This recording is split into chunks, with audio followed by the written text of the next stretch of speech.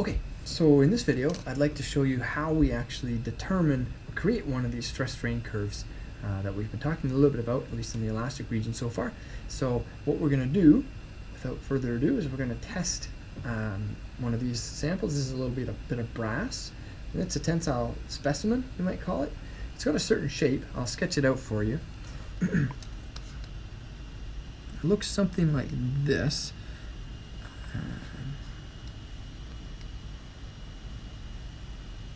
Okay, it sort of narrows down a bit like that.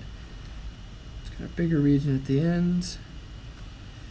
That's not too bad. There you go. So that's what we'd call a tensile specimen, or coupon, or sample.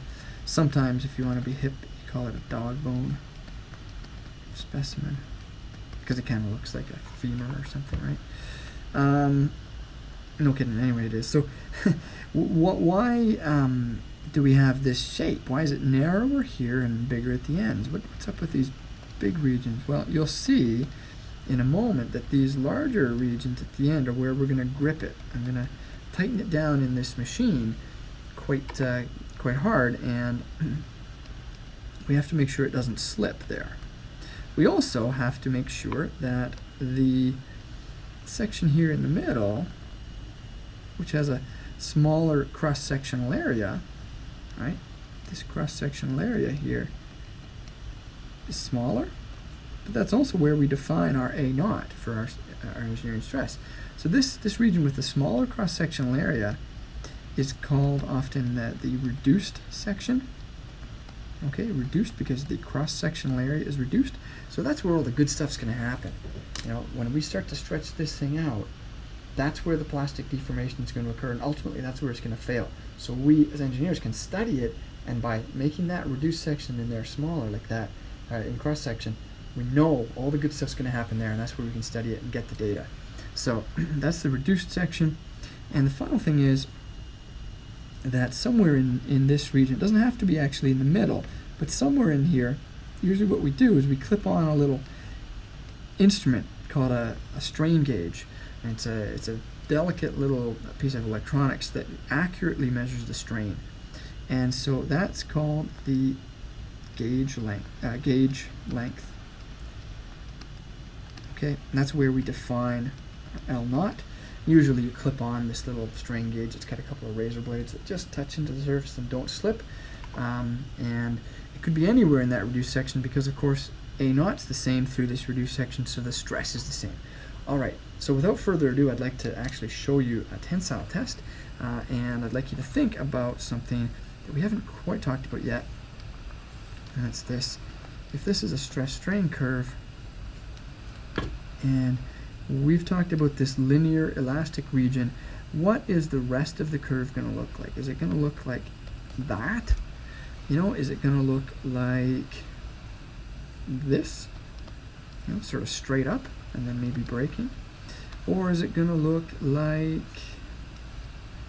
say, this and then break somewhere? Call that C. Which one of those do you think it's going to be? Take a moment to think about that. So here we have a tensile specimen. I'm just going to show you. I'm going to move this camera around like this so you can see this tensile tester.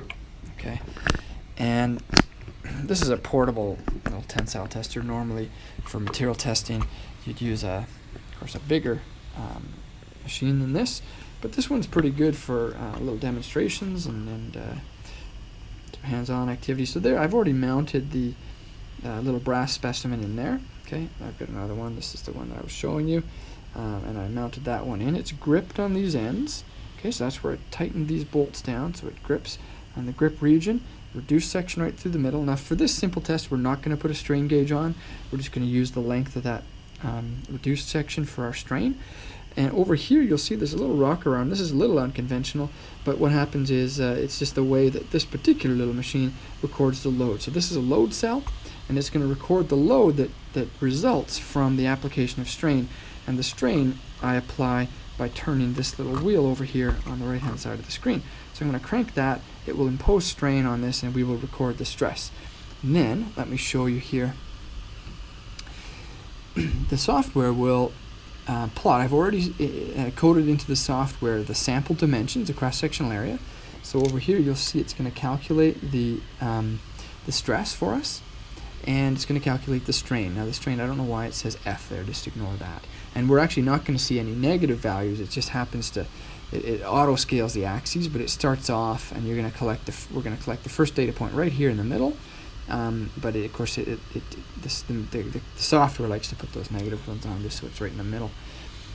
But we're going to get just positive values. Okay, so I'm going to zero the load cell. I'm going to start the test, and here we go. I'm going to start cranking the handle here, and look at this. We start to accumulate some data, and so this is now the brass sample starting to go through its stress drinkers. I'm going to stop right there. Now you might look at that and say, wait a second, that doesn't look linear, right? But experimentally, this is beautiful linear curve. So right through here, that's where you would calculate the Young's modulus. Sure, there's a bit of scatter, but some of that's probably from the inconsistencies in the way I was turning the crank. The other thing you'll notice is down here, there's a little toe of the curve, we often call it, and that's mostly from bolts in the machine actually settling in a bit to their threads, a bit of strain there. So that's kind of an artifact of the experimental test. But right through here, this is good data. And we can see if I continue to deform it like this, it continues to go to higher and higher values of stress. But you can see now what's happened. It's done, I guess, what we had called C, right? It's curving off like this. Let's go back over here. C is this generalized shape for the stress strain curve for a metal, okay? And that's what we're doing there. So if you had to guess, where would you say the material first exceeded the elastic region, first started to deform permanently? And I think if you look at this, you would probably say, well, somewhere in here, maybe around 400 megapascals or something. And I want to show you something interesting. What's going to happen now, I continue to load it.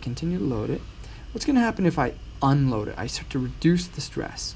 Which way do you think it's going to go? Is it going to go off, maybe this way, straight down, back this way?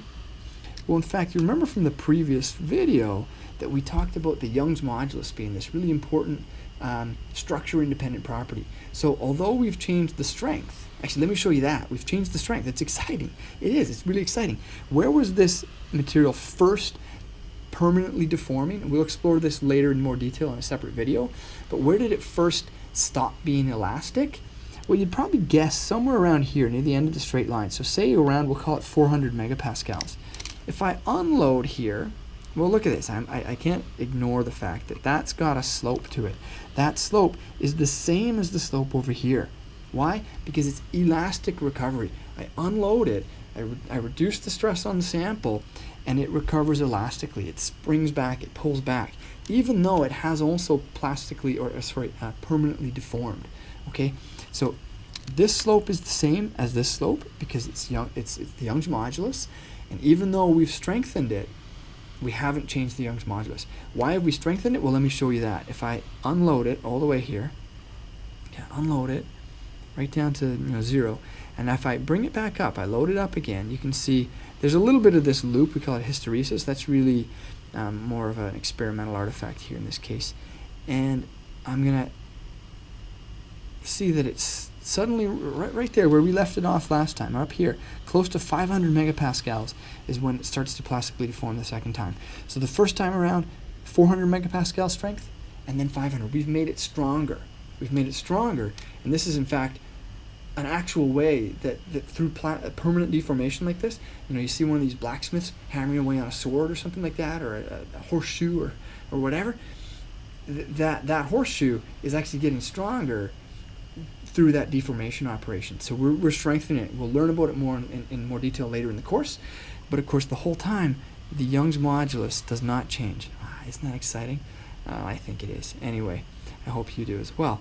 Now look at this. I can continue to deform it. It'll continue to get stronger. The little sawtooths there, just from the way I'm turning it. I'm trying to turn it as smoothly as I can, but I pause for a second and the machine just relaxes a bit. And if we are lucky here, we'll actually get this to break before I run out of strain on the machine. So look at this, getting quite strong, going up to 600 megapascals here, right?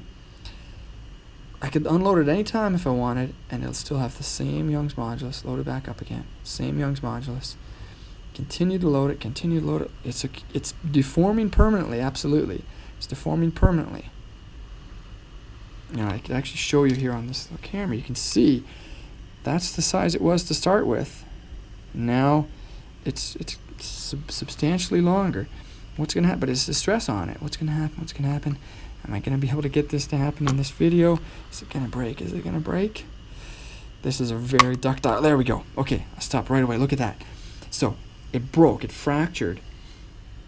And look at this. Look how long it is. But also pay close attention to this. See that little gap in there? What is that? What's that gap?